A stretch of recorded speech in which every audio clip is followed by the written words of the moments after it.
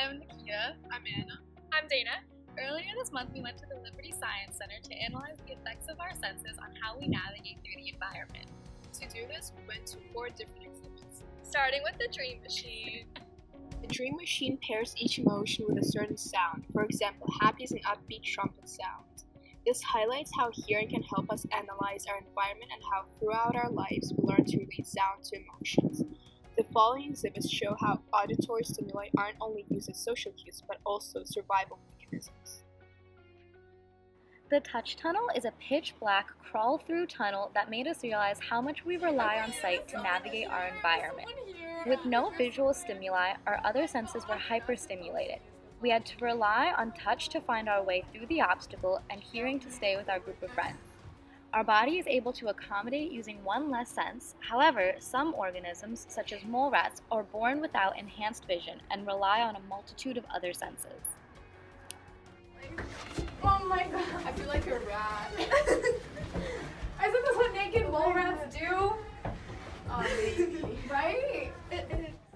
Naked mole rats live underground with limited vision and rely primarily on tactile touch to navigate through their underground world. As you can see in the Eat and Be Eaten exhibit, a baby naked mole rat is using his mouth to try and excavate a new path. In their natural habitat, mole rats live in soil, so they can use their sense of touch to move around their environment, and their teeth evolved to expand their tunnels. Mole rats evolved in the dark, so they never needed acute eyesight because there's almost no visual stimuli underneath.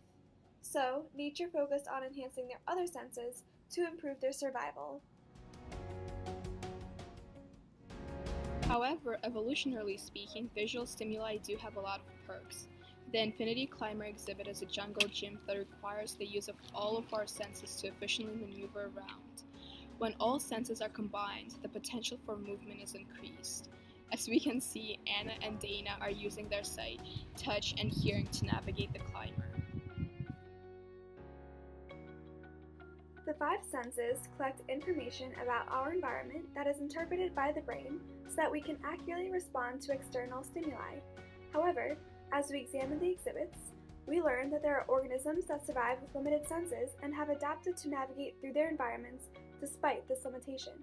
For example, we heavily analyzed naked mole rats, and in spite of their lack of auditory and visual senses, they have created homes using their tactile senses. This shows how adaptation is possible, and each organism relies on different senses to maneuver their surroundings. Thanks for watching!